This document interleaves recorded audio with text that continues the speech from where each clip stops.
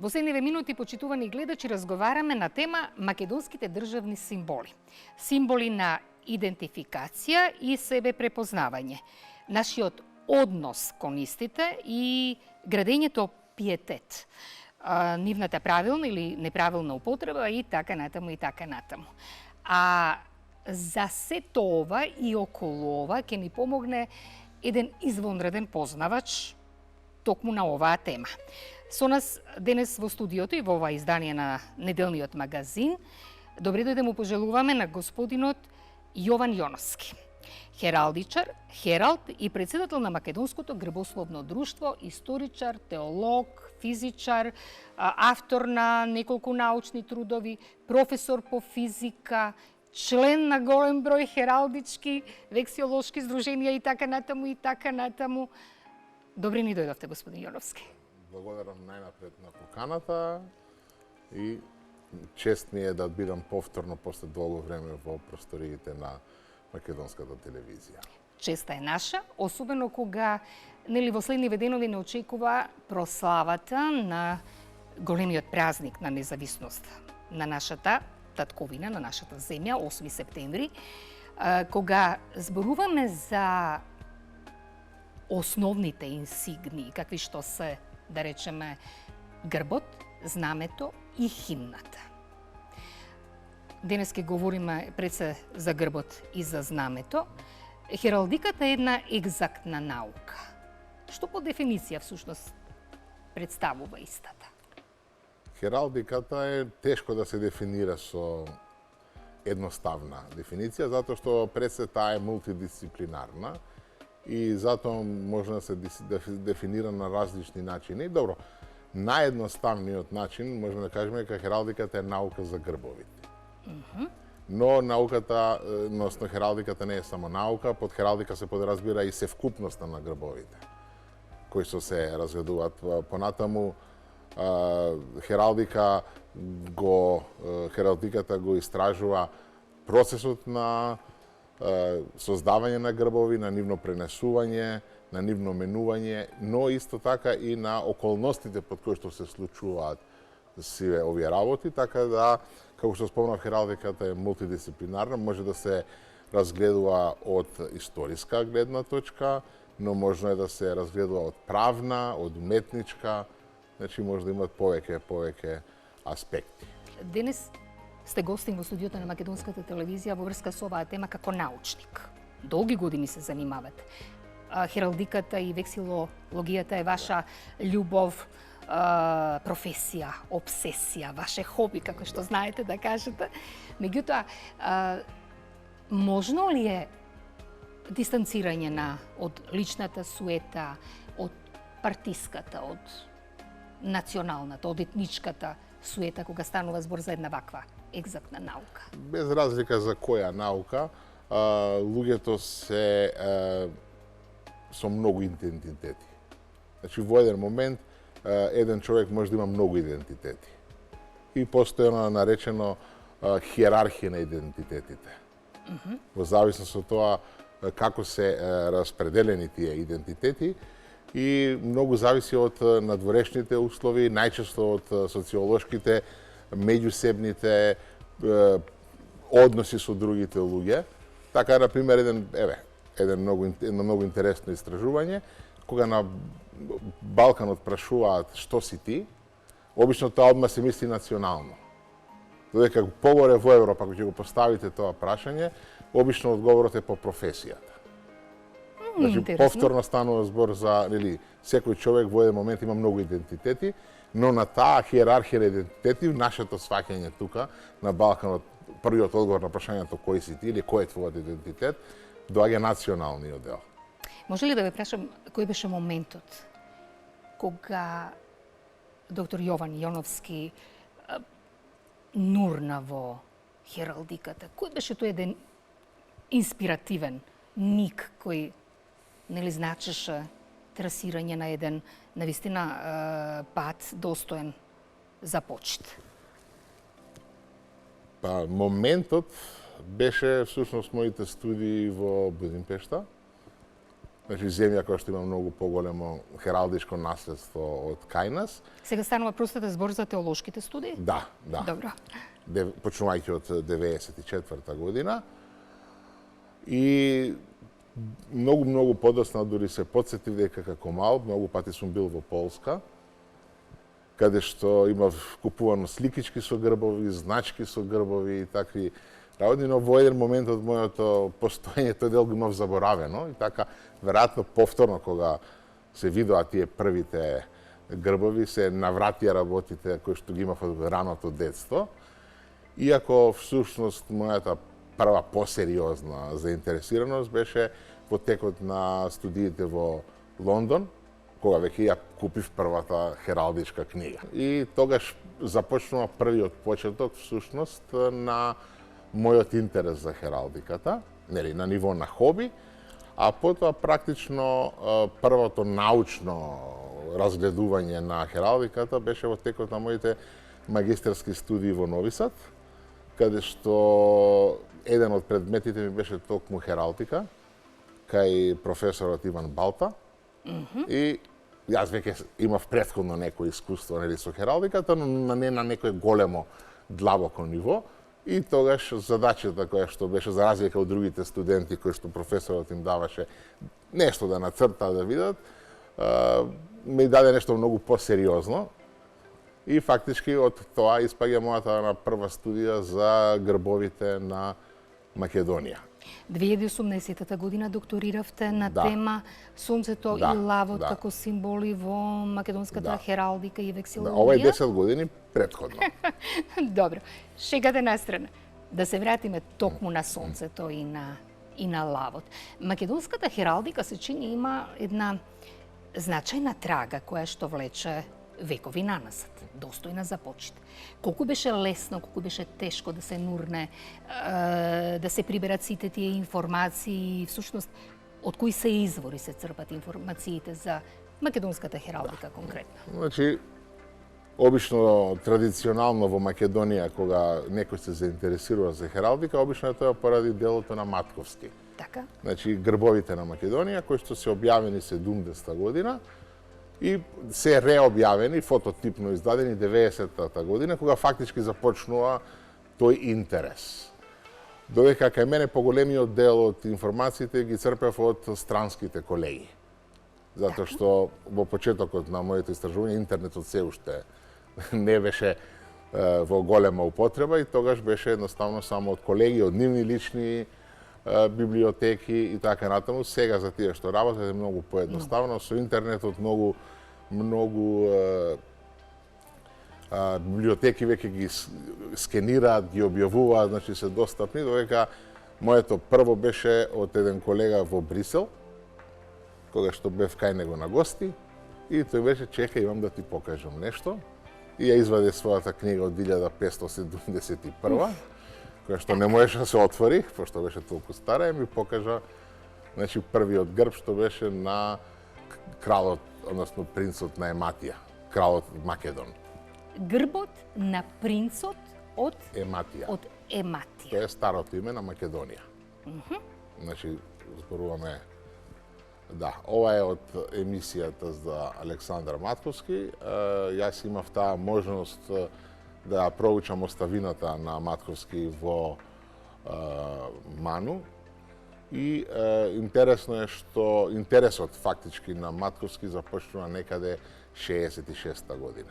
Кога првпат слуша за војничкиот грбовник, дека постои грб на Македонија, оди таму, го слика и потоа веќе му станува интерес и собирајќи го материјалот, значи 68 година почнува да работи на својата книга, која што излегува 70-та година, така беше во тој период, нели факеше доста време ради технологијата на самото печатење и навистина беше еден голем извор за грбовите на Македонија и Матковски беше еден почитуван автор не само во Македонија, затоа што неговото дело исто така доста цитирано и надвор. Со тоа што Матковски работи на она што ние го нарекуваме илирска хералдика. Така. Значи, тоа се грбовници кои што потекнуваат од самиот крај на 16-тиот век, кои што потекнуваат од Дубровничката република и понатаму ги наоѓаме во многу ракописи, во кои што се наоѓа и македонскиот грб. Тие грбовници се всушност грбовници во кои што има лични грбови. Централниот дел е со лични грбови, но помеѓу тие лични грбови се наоѓаат и 9 грбови на балканските земји, меѓу кои на Македонија. И тоа е значи првото нешто што Матковски со кое што се соочува. Ние денеска имаме таа можност да истражиме и да ги подвижиме малце 2 века претходно, така, да ја помрднеме границата. Ова значи дека лондонскиот грбовник е постар од илирскиот, или? Не, значи лондонскиот е еден од илирските грбовници. Еден од илирските, да. така. Еден од преписите, јас сметам дека е најстар. Најстар. Матковски не го знае тој грбовник, затоа што тој е откриен дури 90-тите години. Стоел во Лондон, погрешно била сигнатурата, никој не знае што се случува, дури за една изложба 96-та година, ако не се лажам, излегува на површината. Но тој е прилично сличен со Коренич Неорич грбовникот, кој што веќе се знае одамна, затоа што се чува во Загреб, во библиотеката, кој што се сметал дека е наједноставен. Многу слични се тие грбовници, така да можеме така да речеме дека се скоро истиот грбовник. Нели, знаеме во тоа време единствениот начин за копирање било рачно да се препишат грбовниците. И затоа до нас се сачувани толку многу грбовници. Можни ли се варијации на тема во тој контекст кога или пример кој спомнав и личната суета? Да. А сега, значи, има варијации кои што се многу мали варијации. Значи, за обичниот читател обично не успева да ги забележи, нели, освен ако претходно не знае кои се забелешките. Например, еве, првите грбови македонски што се наоѓаат во илирските грбовници се лавате со една опашка. Така, дури од 1620 година се јавува со 2 опашки. Значи, во хералдиката е тоа битна разлика. Значи, ако зборуваме строго технички хералдички, тие 2 грба не се исти. Значи, ако имаме лав со една опашка, ако имаме лав со 2 опашки, технички не се исти. Ама сега влегуваме, значи, во она што значи екзактност во хералдиката. Зборуваме за еден символ, значи со една, како што е лавот, нели, со една или со 2 опашки, застанат простум, меѓутоа тука влегуваме и за изборот на бојата, ако да речеме тој символ е на златна основа. Апсолутно, значи не е битен самиот символ, туку и комбинацијата на бои. Затоа што, например, ако е црн на златна основа, ако е лав, не е македонскиот грб, тоа е белгискиот, да речеме. Така и од различни други комбинации, значи бојата е исклучително битна. Што е друго битно? Освен бојата, освен символите? Значи, во основа, грбот се состои од штит и од амблем. Штитот површината може да биде еднобојна, може да биде и повеќе бојна, во смисол на поделба. Значи, може да е пресечен, расечен штитот, една боја да е, да речеме, не знам, сина и црвена, црвена горе, сина долу, или лево или десно, значи во зависност, тоа е веќе штитот само, каква е поделбата, и потоа кој е елементот. Ова е, снимката е од Коренич Неорич грбовникот, каде што на левата страна, тоа што го видовме, беше тој така наречен општ грбовник, како што го нарекува Матковски, но во основа тоа е грбовникот на замисленото Илирско царство на цар Душан, и веднаш после него следува грбот на Македонија, затоа што тој се наоѓа во првото хералдичко поле, значи горе лево. И во грбовникот се нанесени и другите грбовници, и ова се веќе од другите грбовници, кој што е, ова е Ловскиот, ако не се лажам, каде што е... Да, меѓутоа и самиот штит може да биде, нели? Готски, може да биде стилизиран во врвот или дното, како триаголник, круната да биде, нели, над главата на лавот, или евентуално над штитот. Да, значи она што е битно, зборуваме за лав. Значи, треба да бидеме концентрирани на тоа дека лавот е најчесто употребувано животно. Зошто? Зошто? Затоа што луѓето од секогаш се восхитувале на лавот, на неговата сила, на неговата моќ, на сите оние митолошки атрибути кои што му биле припишани на лавот, и затоа лавот е најчесто употребувано животно. Сега, бидејќи сите сакале да имат лавови, треба да бидат различни грбовите, затоа лавот има највеќе пози. Значи, освен дека е лав, битна е и позата на лавот, но бидејќи тоа не ги задоволува големиот број оние кои што сакаат да имат лавови, тогаш е битна и опашката и битна е и главата. Значи, дали е крунисана, не е крунисана, дали има круна на главата или на вратот, дали главата гледа како што е спрема хералдичко десно, односно на лево, спрема читател, дали гледа кон, оно што гледа, или е свртена назад.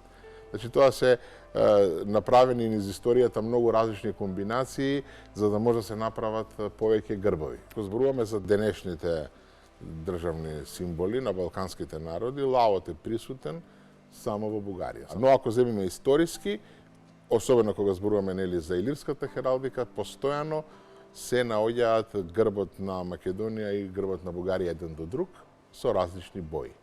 Со тоа што во илирската хералдика во грбовниците, она што Матковски го третира, македонскиот лав е представен со златен лав на црвена основа, бугарскиот обратно, но понатаму со стематографиите, кои што се многу, бидејќи се печатени дела, не се ракописни кои што се наоѓаат по манастирите, се достапни во своите многу верзии, ја популаризираат хералдиката, ги популаризираат грбовите и затоа, да речеме, бугарската држава со својот Трновски устав од 1879 година го зема златниот лав на црвена основа според стематографијата.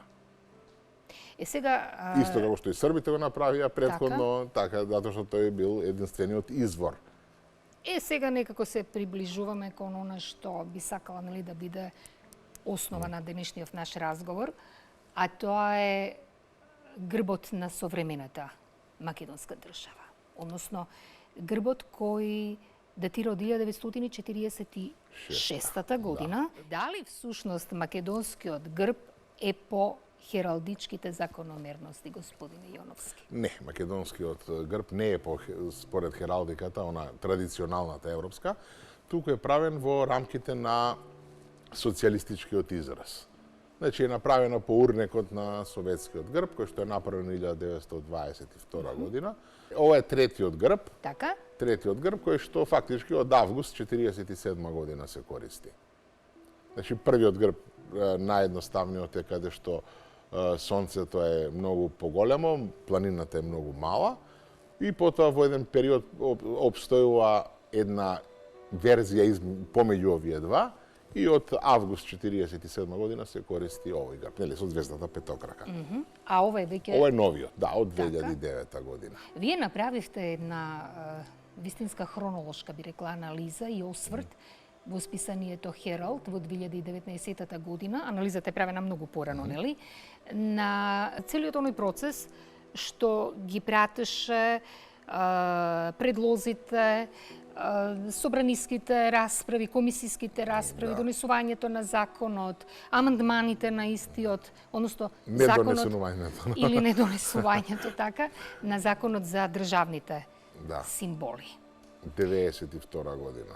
Така. После осамостојувањето. Кога веќе пред малку зборувавме и го видовме грбот на македонската држава кој што го користиме во последните нели. Да. Но тоа од 2009, тоа е подоцна. Така, од 2009 година па наваму.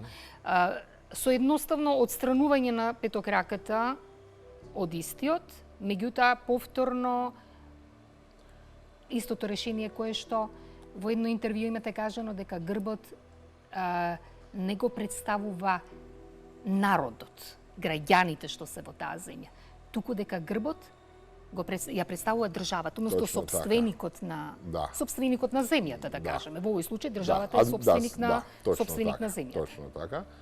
Народот не може да има грб, народ може да има знаме, но државата, значи грбот ја представува државата. Значи, многу е интересно што декември 1991 година е спроведена една анкета помеѓу политичарите застапени во власта, што треба да биде грбот Така. или за знамето. Од сите испрашани луѓе, само Владимир Голубовски, покрај сите работи што се повторува, спомнува за лавот. Сите други зборуваат треба да има конкурс, треба да видиме нашите потенцијали, никој жив не кажува што треба да има на грбот и каков треба да е на грбот. Значи, сите партии кои што се представени во првиот македонски парламент се прашани, нивните председатели, и никој конкретно не дава. Тоа објаснува дека ние, односно Македонија, се осамостојува символички неподготвена.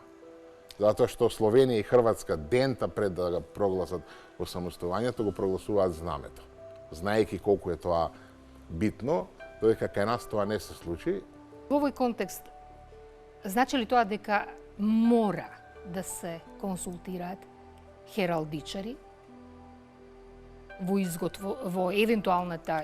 во евентуалното изготвување на грбот како национален символ? Да, прашањето може да се постави нешто паралелно како дали треба архитекти за еден мост да се направи. Така.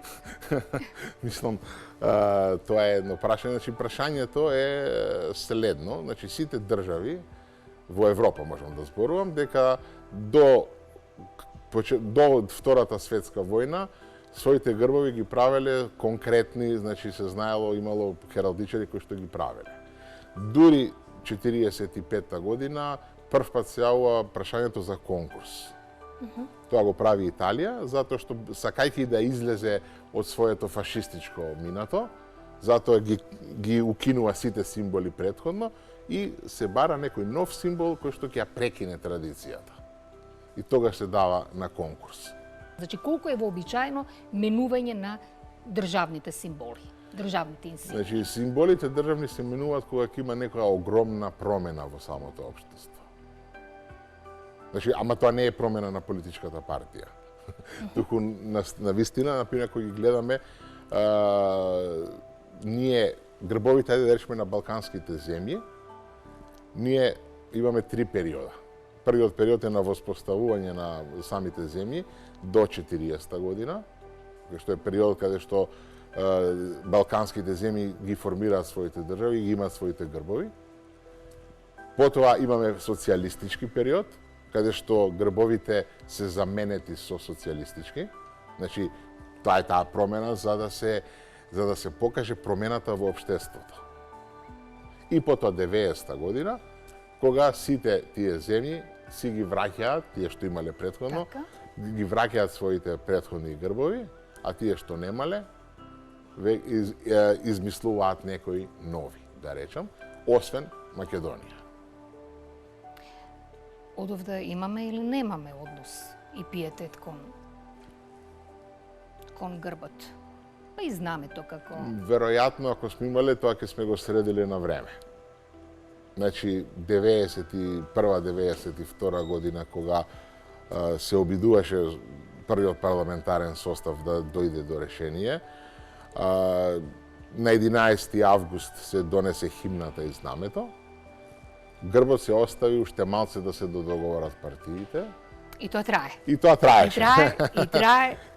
Првите пасоши кога излегува немаа грб. Така. Немаа грб се до чинам 2007 година, кога повторно се аплицираше тој стариот, односно актуелниот советски, социјалистички грб. Преседан ли е ова во кај современите држави, во современиот свет, да кажеме? Па да. Значи, едноставно, нашата ситуација е многу уникатна и треба да се разгледува од многу различни перспективи. Затоа што грбот е представува државата. Но во Македонија не се смогна со сила да се направи сето тоа и на крај 2009 година го добивме, иако првиот предлог е од Фаик Абди, значи 92 година, постоеше конкурс, нели, каде што се јавува многу, но и парламентарците постојано даваа своји предлози. Така да еден од тие предлози беше на Фаик Абди кој што побара едноставно само да се тргне петокраката За мир во куќа. и знамето да биде да се трни звездата над нејзино место да дојде грбот. Хералдиката е наука за символите и грбовите. Да. Всушност, вексилологијата е наука за знамињата.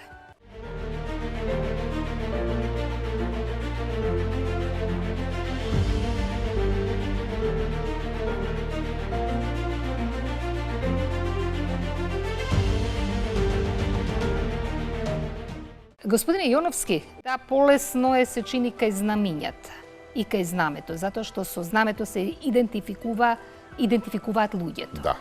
Со грбот е нешто поинаку. Да. Значи, не може секојдневно луѓето што се обични да го користат грбот. Затоа што сепак грбот се употребува нели за означување на државни институции и на се.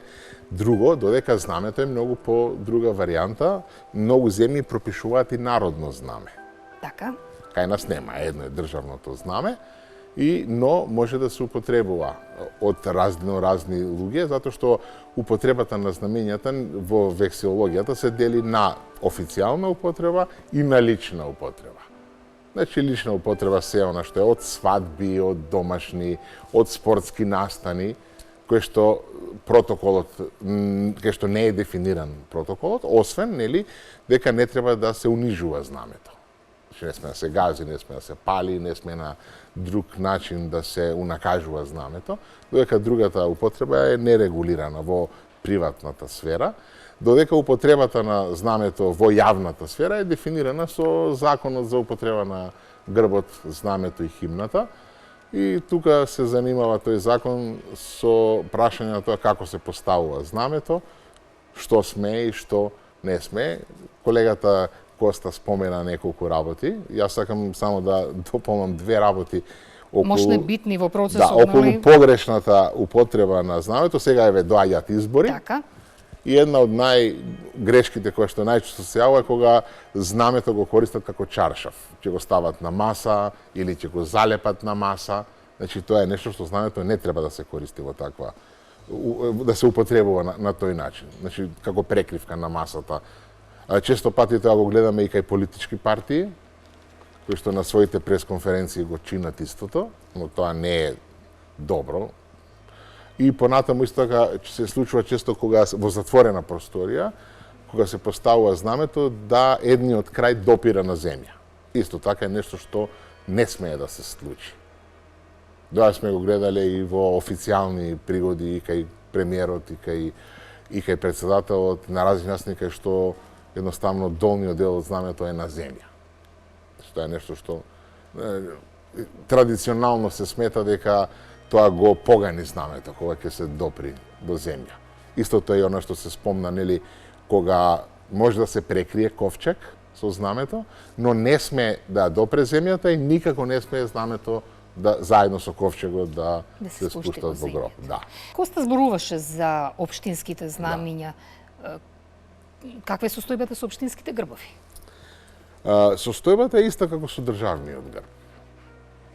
Затоа што тој вид на социјалистичка хералдика не е само кај државните грбови, исто така и на општинските грбови. Што значи всушност? Во основа, значи, грбовите на општините во најголем дел не се вистински хералдички грбови, туку се социјалистички логоа.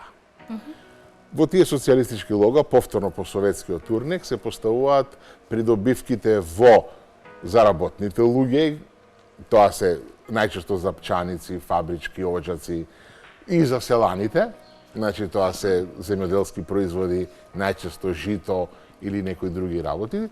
И таа идеологија од 22 година од Советскиот сојуз владеела во социјалистичките земји, вклучително и кај нас, и многу од грбовите кои што се општински направени, се направени во тој тип. Меѓутоа спомнавте и позитивни искуства. Има и позитивни, значи еве најстар грб кој што е на град Скопје. Значи тој некаде потекнува првичните предлози што се од 29 година, 1929 година, но веќе во официјална употреба може да го најдеме од 1936 година. Што е дефинитивно најстариот грб. Потоа веќе во 60-тите години неколку општини имаат своји грбови. Тука е, да речеме, во тие спаѓаат и општината Охрид, кој што е релативно најдобар од другите, затоа што дава символи. Значи има езерото, има кајче, има тврдина. Значи символи, значи нема фабрички оджаци, нема запчаници во тој стил. Додека кај другите кои што се грбови кои што во тоа време постојат, Битола, например, каде што се чисто социјалистички, значи со фабрики, со запчаници, да не се повторувам сега понатаму. И имаме две други битни моменти, обавезно имаат звезда петокрака и денот на ослободување на градот. Значи, сите градови кај нас не постои грб, во тоа време зборуваме, кој што има некој датум за некој нешто значајно пред ослободувањето. Значи, идеологијата во тој момент е дека од сега почнува историјата. Значи, градот постои од моментот, датумот кога е ослободен. Има и неколку скопски општини кои што ги исполнуваат. Да, скопштини и сега, значи, со дејството на македонското тогаш хералдичко здружение, со нашата заложба и со нашите обиди успеавме неколку општини да добијат хералдички грб.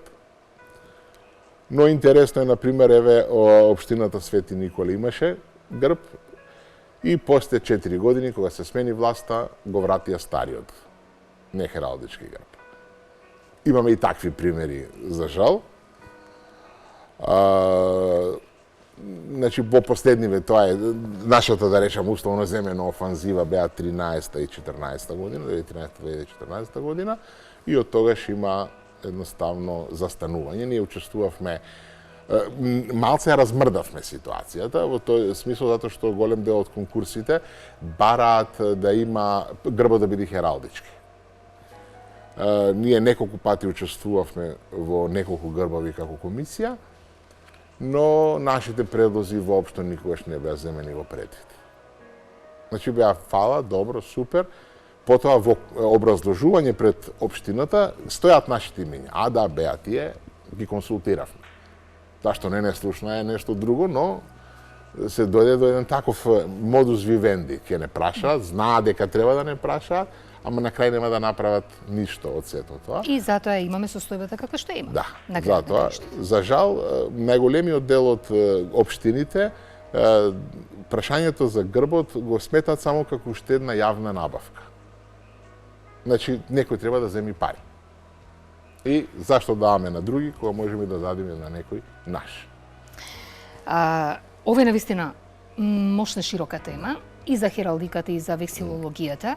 Меѓутоа, сега тука некаде пред крајот на нашиот разговор во ова издание на неделниот магазин, ако дозволувате да ве запрашам колку пандемијата влијаеше на она што значи издаваштво на македонското грбословно друштво. Вие сте еден од основачите и главен уредник на Хералд. Да. Списанието Хералд.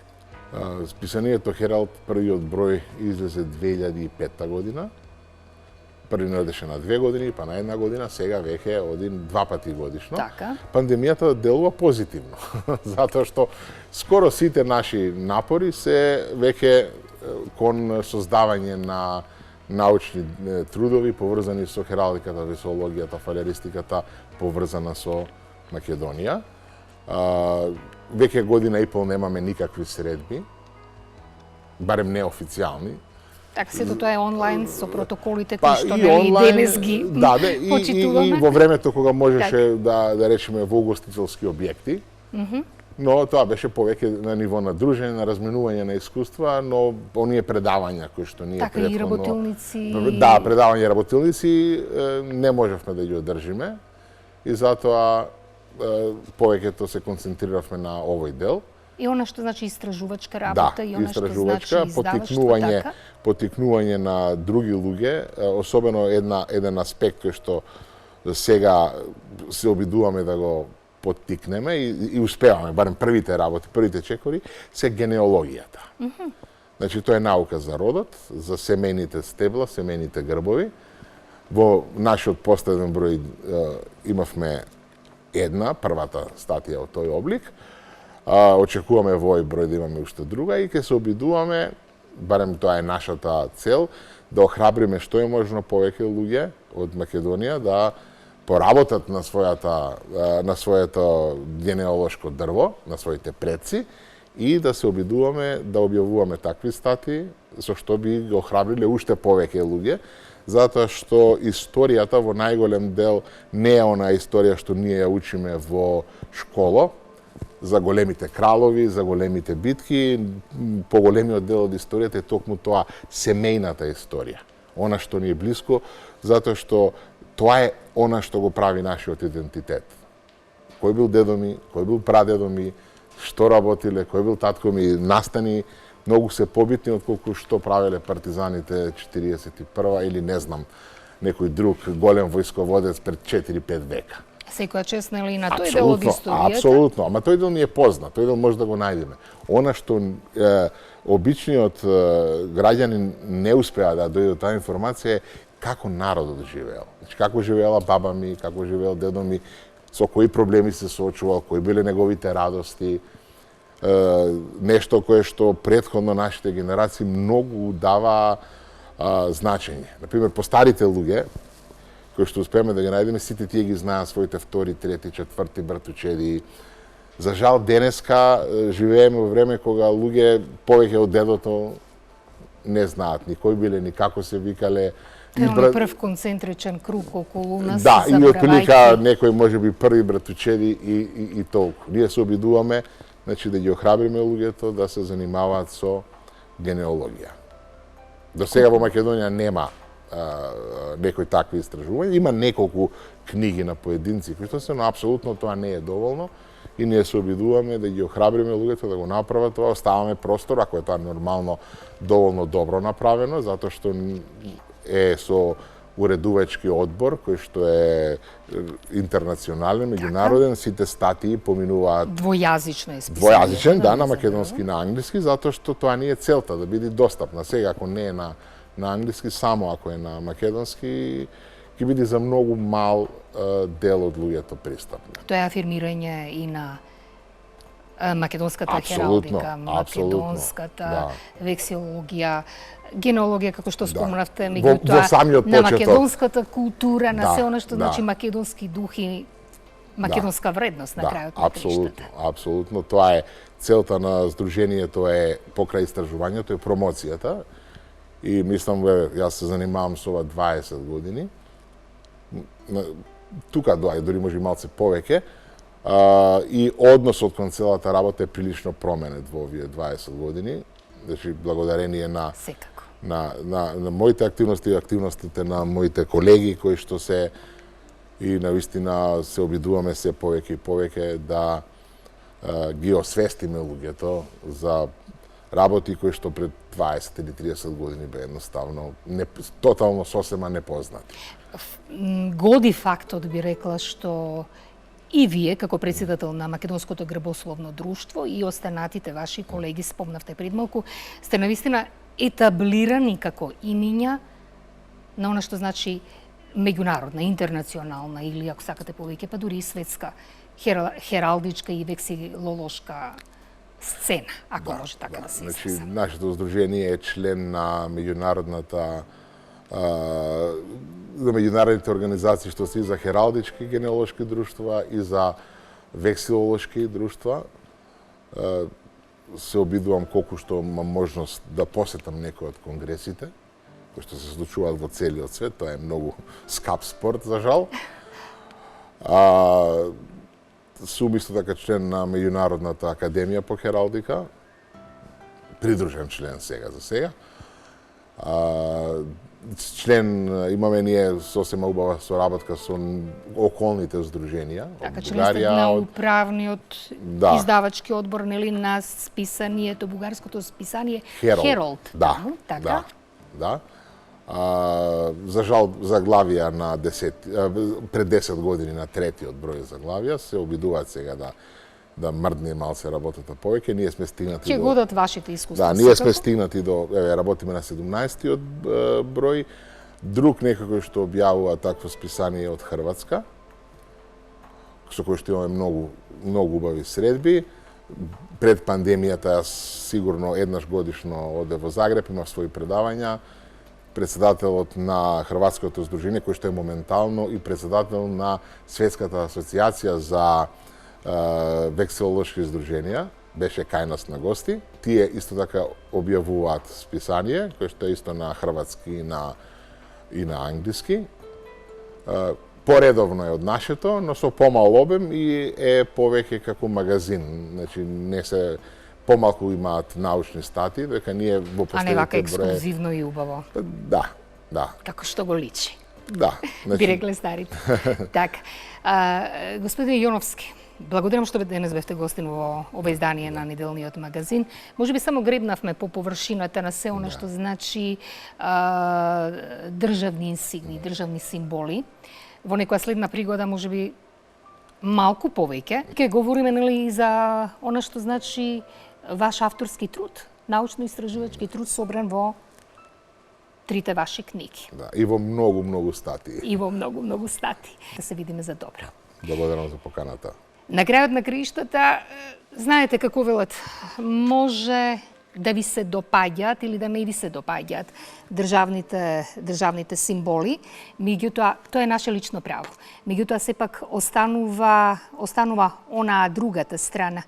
Морат истите да се почитуваат. Не само заради доброто домашно воспитување, не само заради граѓанската должност, туку и заради законската одговорност. Благодарам.